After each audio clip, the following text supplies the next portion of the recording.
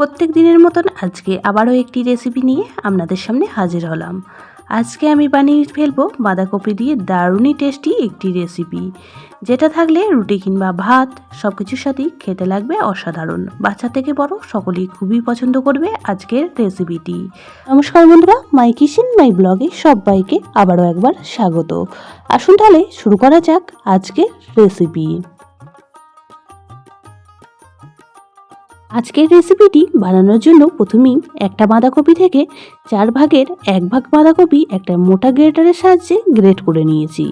আপনারা যতটা পরিমাণ বানাবেন সেই অনুপাতে এখানে বাঁধাকপিটা গ্রেট করে নেবেন, তবে একটু মোটা ছিদ্রযুক্ত গ্রেটারে গ্রেট করে নিলে আজকের রেসিপিটি ভালো তৈরি হবে। এখন বাঁধাকপির মধ্যে দিয়ে দিচ্ছি 1 চামচ পরিমাণ গ্রেট করা আদা, তার সাথে দিয়ে দিচ্ছি 2 থেকে 3টে কাঁচা লঙ্কা কুচি, দিয়ে দিলাম সামান্য হলুদ গুঁড়ো, আর তার সাথে এখানে দিয়ে দিয়েছি 1/2 চামচ পরিমাণ লঙ্কা গুঁড়ো, স্বাদ অনুযায়ী লবণ। এখন দিয়ে দিচ্ছি 1/2 চামচ জিরে গুঁড়ো, আর তার সাথে 1/2 চামচ ধনিয়া গুঁড়ো। দিয়ে দেবো খুব সামান্য পরিমাণ একটু চিনি, আর তার সাথে এখানে দিয়ে দেবো 2 থেকে 3 চামচ পরিমাণ বেসন।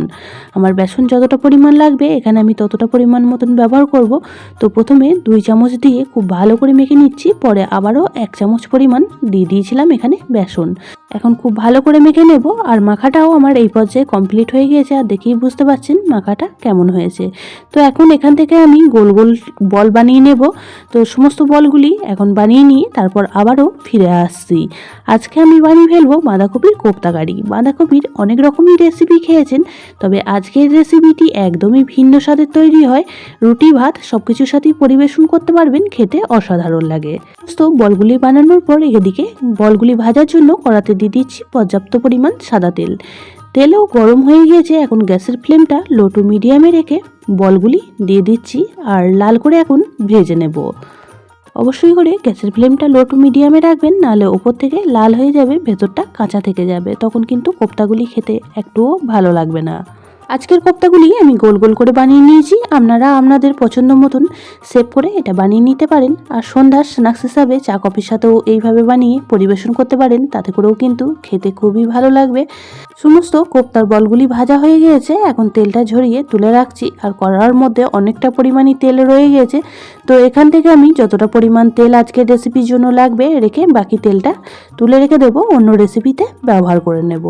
প্রথমেই ফোড়ন হিসাবে ব্যবহার করছি একটা তেজপাতা মাঝখান থেকে 2 টুকরো করে, তার সাথে একটা শুকনো লঙ্কাও দিয়ে দিয়েছি মাঝখান থেকে ফাটিয়ে, আর দিয়ে দিয়েছি কিছু গোটা গরম মশলা।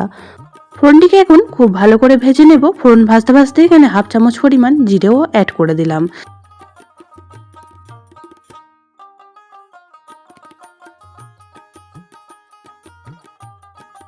ফোড়ন থেকে মিষ্টি গন্ধ আসলে এখানে আমি আগে থেকেই একটা মশলার পেস্ট রেডি করে রেখেছিলাম, সেই মশলার পেস্টটাই দিয়ে দিলাম। এখানে 1 ইঞ্চি পরিমাণ আদা, আর তার সাথে একটা মিডিয়াম সাইজ টমেটো পেস্ট বানিয়ে রেখেছিলাম, সেই পেস্টটাই দিয়ে দিলাম। এটার মধ্যে অনেকটা মশলা লেগেছিল, তাই জারটা ধুয়েও কিছুটা পরিমাণ জল অ্যাড করে দিলাম। এখন একে একে গুঁড়ো মশলাগুলিও অ্যাড করে দিচ্ছি। গুঁড়ো মশলার মধ্যে এখানে ব্যবহার করেছি 1/2 চামচ হলুদ গুঁড়ো, 1/2 চামচ জিরে গুঁড়ো, 1/2 চামচ লঙ্কা গুঁড়ো, আর তার সাথে দিয়ে দিয়েছি 1/2 চামচ ধনিয়া গুঁড়ো।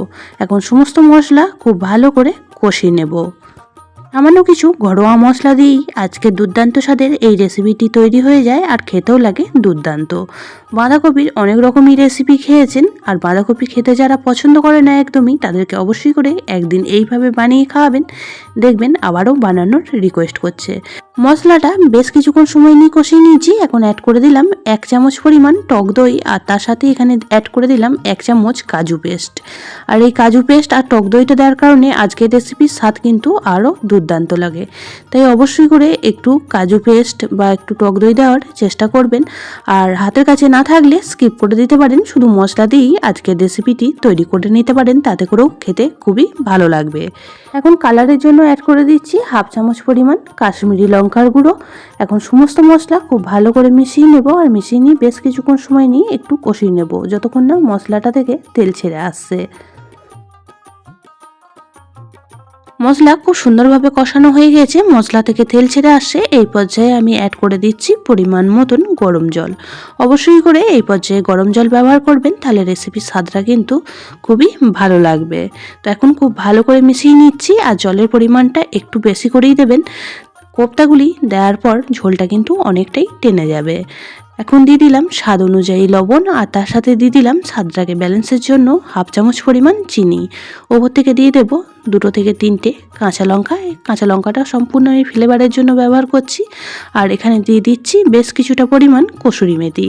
কসুরি মেথিটা গোটাই ব্যবহার করেছি, কোনো রকমভাবে গুঁড়ো করে ব্যবহার করিনি। এখন সমস্ত উপকরণ মিশিয়ে নেব আর গ্রেভিটা ফোটার অপেক্ষা করব। এই পর্যায়ে গ্রেভি খুব সুন্দরভাবে ফুটতে শুরু হয়েছে। এখন আমি ভেজে রাখার কোপ্তার বলগুলি অ্যাড করে দেব। বাঁধাকপির অনেক রকমের রেসিপি খেয়েছেন, তবে অবশ্যই করে আজকের রেসিপিটি একদিন বানিয়ে খেয়ে দেখুন। আশা করছি সকলের খুবই ভালো লাগবে। সমস্ত কোপ্তাগুলি দিয়ে দেওয়ার পর খুব ভালো করে একবার নাড়াচাড়া করে মিশিয়ে নিয়ে গ্যাসের ফ্লেম লো টু মিডিয়ামে রেখে 3 থেকে 4 মিনিট সময় নিয়ে রান্নাটি করে নেব। তাতে করেই কিন্তু রেডি হয়ে যাবে আমাদের আজকের কোপ্তা কারির রেসিপিটি। 3 মিনিট সময় নিয়ে রান্নাটি করে নিয়েছি। এখন উপর থেকে দিয়ে দিলাম 1/4 চামচ পরিমাণ গরম মশলা। গরম মশলাটা দিয়েও খুব ভালো করে মিশিয়ে নিলাম। এখন গ্যাসের ফ্লেম অফ করে স্ট্যান্ডিং টাইমে 30 মিনিট রাখার পর ফিরে আসলাম। দেখতে কতটা লোভনীয় লাগছে, খেতেও কিন্তু দুর্দান্ত হয়েছিল। অবশ্যই করে একদিন বানিয়ে ফেলুন, রুটি কিংবা ভাতের সাথে পরিবেশন করুন, খেতে লাগবে জাস্ট দুর্দান্ত। আজকের রেসিপিটি আপনাদের কেমন লাগলো অবশ্যই কমেন্ট বক্সে জানাবেন। বেশি ভালো লেগে থাকলে একটা শেয়ার করে দেওয়ার অনুরোধ রইল। সবাই খুব ভালো থাকবেন, সুস্থ থাকবেন। আবারও দেখা হচ্ছে অন্য কোনো ব্লগ বা রেসিপির সাথে। ততক্ষণের জন্য সবাইকে টাটা।